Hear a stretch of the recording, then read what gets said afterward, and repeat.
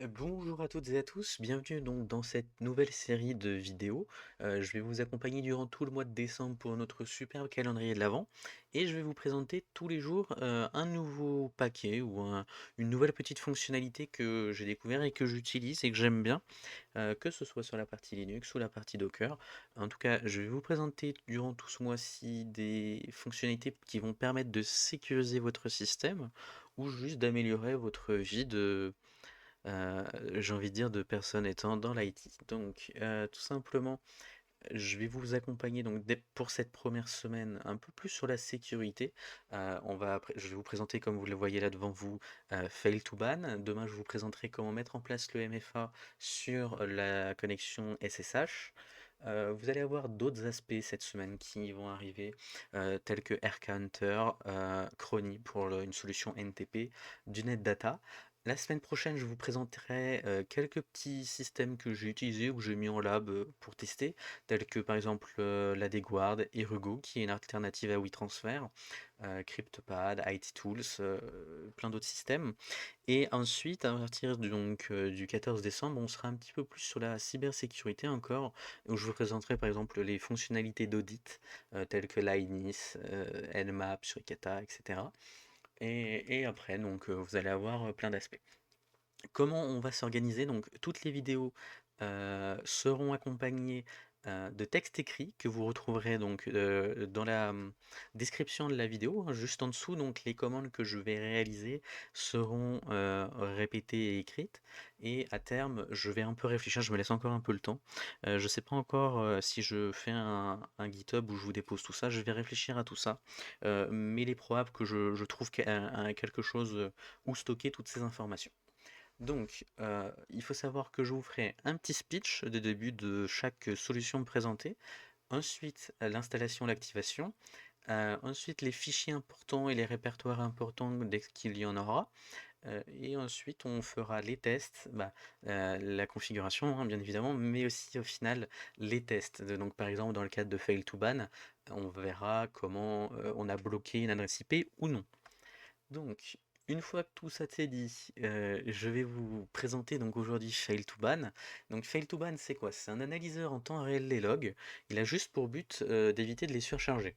On veut éviter que les logs soient trop longs, donc il va s'en occuper. En fait, lui, ce qu'il va faire, c'est qu'il va analyser les journaux en fonction de la configuration que je vais vous présenter aujourd'hui. Donc nous, aujourd'hui, on se focalisera sur la connexion SSH. Fail2ban en fait va être en mesure de bannir les IP réalisant du brute force. Tout simplement, on va dire par exemple que je veux qu'il analyse les logs sur une période de 24 heures, les dernières 24 heures.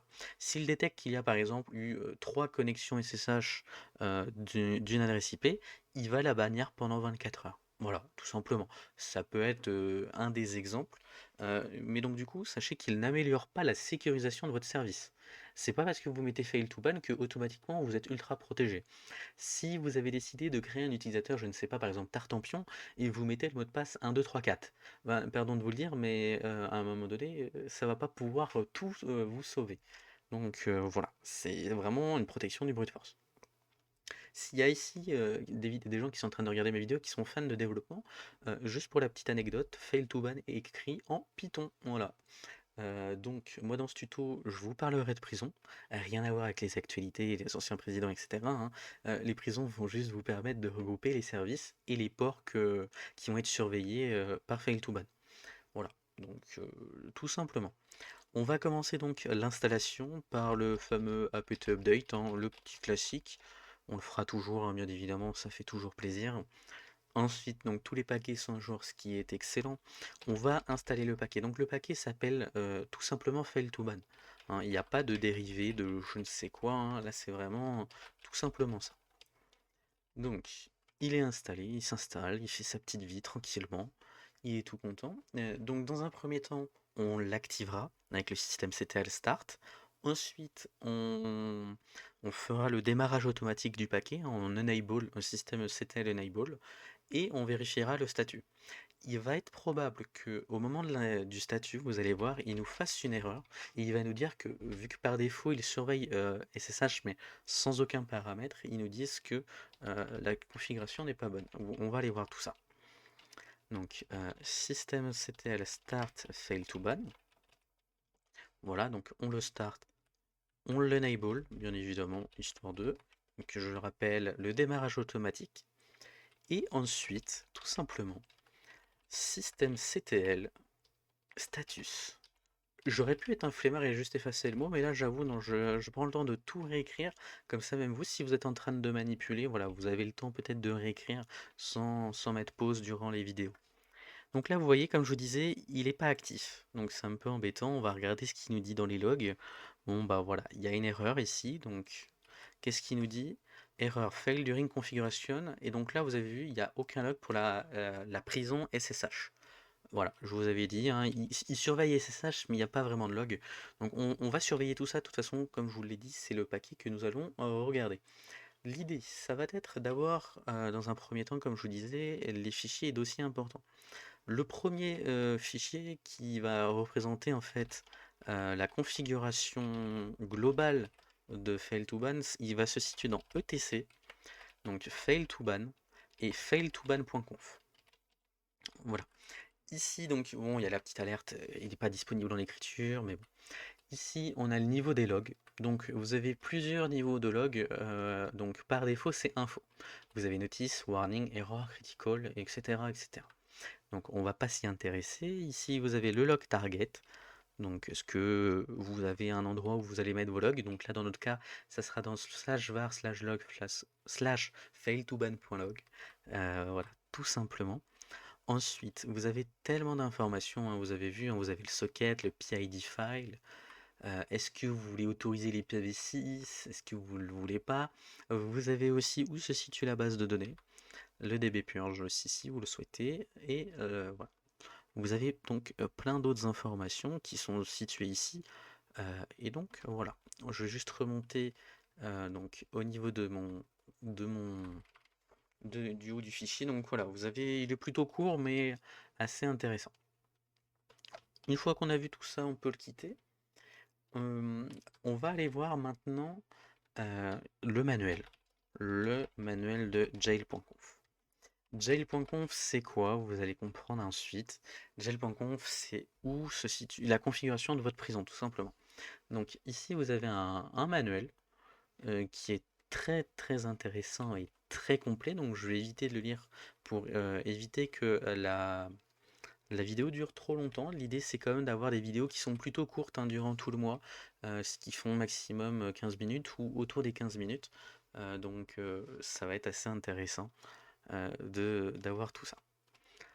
Voilà, donc on a un fichier, on a un manuel, hein, de jail.conf, c'est excellent, tout le monde est content. On passe à la suite. Donc on a un fichier qui sert à, justement configurer toute notre prison. Il ne faut jamais le modifier, il ne sert qu'en exemple, car en fait il peut être écrasé en cas de mise à jour système, etc. Donc vous ne modifiez jamais ce document. Ce document, c'est /etc /fail2ban, et là c'est notre jail.conf. Voilà, jail.conf, il est ici. Donc vous avez par défaut le ban time d'1 heure. Ici vous explique que SSH, il y a la prison qui est activée par défaut. Vous avez plein de trucs, hein. Vous avez vraiment en fait toutes les informations, hein, pour remplir un jail, pour remplir votre prison, votre surveillance. Vous avez ici tous les paramètres qui sont possibles d'être mis. Il y a des choses, alors moi je voudrais vraiment vous présenter les choses, on va dire, un peu basiques, un peu ludiques en fait, tout simplement, mais après c'est de votre côté, vous pouvez personnaliser les fichiers, vous allez voir, il y a vraiment énormément de choix. Donc il vous explique que là c'est ban 10 minutes, il faut enable les actions. Si on veut faire par exemple de l'envoi par mail, imaginons j'ai décidé de bannir une IP, boum, fail2ban peut vous envoyer un email. Voilà. Vous avez vraiment ici tous les choix, et autant vous dire qu'il y a beaucoup de choix. Et là en fait ici, parce que c'est vraiment bien, c'est là vous avez un exemple pour énormément de services. Je sais pas, vous avez besoin d'un service par exemple, vous avez allez, on va aller à un petit truc VSFTP, voilà, et il vous dit, bon bah ici, voilà, voici l'exemple que je te propose, tu fais ça, tu copies-colles dans ton fichier, et c'est tout. Voilà, donc je vais éviter de descendre toute la liste, hein, parce que vous allez voir, il y a vraiment, vraiment toutes les solutions qui puissent exister. Et donc, comme je vous disais, il ne faut pas le modifier. Donc, Qu'est-ce que je fais pour créer ma prison, ma jail? Ben, en fait, par convention, et dans tous les exemples que vous avez et que vous verrez un peu partout, on parle de jail.local. Donc, on va le créer ici. Donc, jail.local. Voilà, donc etc fail to ban slash jail.local. Dedans. Oui, pardon, excusez-moi, j'ai oublié le petit sudo. Voilà. Une fois que je suis dedans, je vais vous montrer, hein, donc par défaut, en fait, on peut faire ici, on remplit le default, on écrit en premier ignore IP. Bon, bah vous l'avez compris, ignore IP, c'est toutes les adresses que je veux pas me faire ban. Imaginons vous êtes sur un serveur distant, vous avez votre adresse de VPN par exemple, hein, vous n'avez pas envie d'être banni. Donc bah, c'est ici que vous allez vous renseigner votre adresse IP. Bon, et par défaut aussi, on va éviter de se bannir soi-même, hein, ça serait un peu con. Donc voilà. Alors ensuite, on va déterminer le find time. Donc le find time, c'est quoi? C'est le temps d'analyse dans les logs. Si une IP échoue, en fait, jusqu'à combien de temps on remonte dans les logs? Et bien ici, on va dire jusqu'à 10 minutes, parce que ça consomme beaucoup. Donc on va éviter de mettre une très grande barrière de temps. Ensuite, le ban time. Ben, moi, si on m'attaque, je veux que ça soit 24 heures de ban. Voilà, comme ça je suis tranquille et il ne retente pas. Mais par contre, au bout de combien de temps, la question est, je veux être banni au bout de combien d'erreurs? Moi, je suis assez strict, généralement, donc je mets max retry 3. Voilà, comme ça, 3 erreurs et puis c'est banni 24 heures. Autant vous dire que si c'est le collègue, il risque de rapidement faire attention à toutes ces erreurs. Bon, là, on a la configuration par défaut. On pourrait par exemple faire un dest email, etc. Nous, c'est pas notre sujet. On va maintenant mettre en place la sécurisation du SSH. Donc, on met ici SSHD, voilà, pour surveiller le SSH. Ensuite, le enabled est égal à true. Donc super, tout le monde est content. Le port. Alors le port en fait, ici vous allez pouvoir mettre ce que vous souhaitez. Si vous avez votre port SSH qui est sur le 222, vous mettez 222. S'il est sur le 8080, vous mettez 8080. Si c'est le port SSH par défaut, eh bien vous pouvez mettre juste tout simplement SSH. En fait, il a une liste avec les ports et les fonctions associées, hein. Et donc là, par exemple, moi, je peux juste écrire SSH. Alors, ensuite, on va définir le back-end. Donc, le back-end, c'est quoi? C'est en fait la définition de la source des logs qu'il va vérifier. Donc, pour ce faire, il a plusieurs choix. Ou bien vous allez faire le mode auto, donc choix automatique. Alors, je vous avoue que moi, généralement, quand je mets le mode auto, je sais pas pourquoi, mais j'ai quelques petites erreurs. Donc, j'évite de mettre auto. Je mets directement, moi, systemd, en fait, hein. Donc, tout simplement, il lit le journal D. Donc, on rappelle que c'est le lieu de la journalisation de tous les logs, hein, voilà. Ou bien vous définissez un fichier, par exemple si vous avez donc vos logs SSH qui sont donc par exemple dans etc ssh YouTube c'est génial /log ou je sais pas quoi, bon bah voilà c'est ici. Ou bien sinon une surveillance d'un fichier en temps réel avec pnotify, voilà tout simplement. Ou une vérif régulière à certains temps, et bien ça va se faire sur le pooling. Voilà, vous mettez en pooling. Donc comme je vous disais, moi c'est systemd. Voilà. Et ensuite, on va mettre un filtre. Le filtre, filter, on évite les fautes d'orthographe pour éviter tout problème. Donc, filter, donc ici, ça va être SSHD. En fait, fail to ban a toute une liste de, de filtres, hein. Donc, c'est un ensemble de règles qui vont inclure, par exemple, les tentatives échouées, les users qui sont invalides. Et donc, en fait, il y a plein d'exemples qui définissent comment doit agir fail to ban, parce que concrètement, fail to ban, il surveille, mais il n'y a rien qui lui dit qu'est-ce qu'il doit faire. Donc, ou ce qu'il doit surveiller. Donc, c'est là que ces filtres interviennent, en fait. Et ce sont des fichiers qui sont en regex, qui vont vous permettre justement d'identifier, reconnaître et savoir quels sont les logs à regarder et qu'est-ce qui est le meilleur à faire. Donc, une fois qu'on a fait ça, on a rempli notre part de configuration, donc on peut quitter et sauvegarder, voilà, ici ensuite restart, voilà, ensuite status, et il est en running, voilà. Active running, juste ici, voilà. On a juste une petite erreur, hein, allow IPv6 is not defined. Bon, voilà, ok, très bien. Mais sinon, moi, 22h59, serveur ready. On passe donc à la suite. À la suite, c'est quoi? À la suite, c'est le test, hein, tout simplement. Donc, dans un premier temps, pour la vérification, on va juste faire un fail to ban.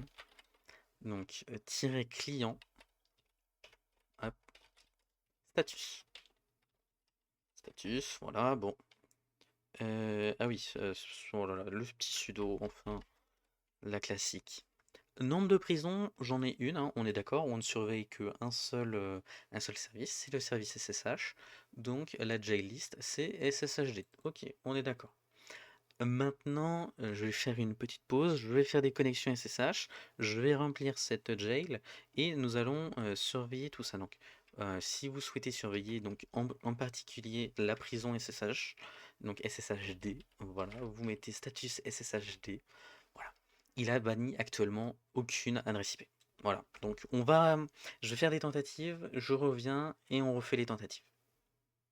Bien, donc là je viens d'effectuer donc l'attaque, hein, tout simplement. Et donc pour ce faire, on va avoir ici euh, la commande que je vais répéter parce que je suis un mode flemmard. Donc ici il y a eu au total 12 fails sur mon filtre, hein, tout simplement.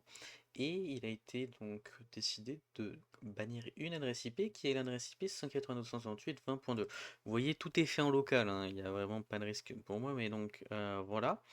Et si on souhaitait avoir plus d'informations, on peut aller voir le journal, hein, qu'est-ce qu'il nous dit, tout simplement. Donc pour ce faire, on va dans journal, pardon, CTL. Ensuite, l'utilisateur, donc pardon, le tiret U. Je suis un peu, oh là là. Et ici, en tiret R, ici on a donc les tentatives, et on voit bien, hein, qu'il y a un utilisateur qui a fait plein de demandes d'identification, et donc ça correspond donc à ce que nous dit fail to ban, qui a banni donc mon adresse IP. Voilà, donc on a vu comment mettre en place sur SSH la protection du brute force. Vous avez plein d'autres services, comme je vous l'ai dit, qui peuvent être protégés, que je vous invite à protéger parce que c'est quand même très efficace. Et donc, du coup, moi je vous invite à développer tout ça. Demain, nous verrons donc la mise en place du MFA. Donc, moi je passerai par Google Authenticator, mais vous pourrez passer par ce que vous souhaitez. Et nous verrons à la suite du programme. En tout cas, je vous souhaite une excellente journée et je vous dis à très bientôt, si ce n'est demain. Allez, à bientôt, au revoir.